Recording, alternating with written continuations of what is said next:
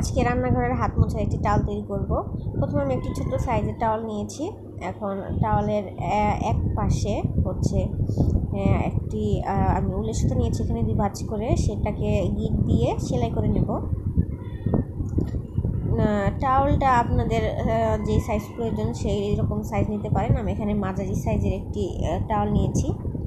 তো এখন সেই রশিটাকে আমি টাওয়ালের এক কোণায় সেলাই করে দিচ্ছি। দেখতেই পাচ্ছেন কিভাবে একটু টাইট করে সেলাই করে দিচ্ছি যাতে খুলে না যায়। এরপরে টাওয়ালের সামনে সুন্দর দেখানোর জন্য আমি একটি ফুল সেলাই করে নিচ্ছি।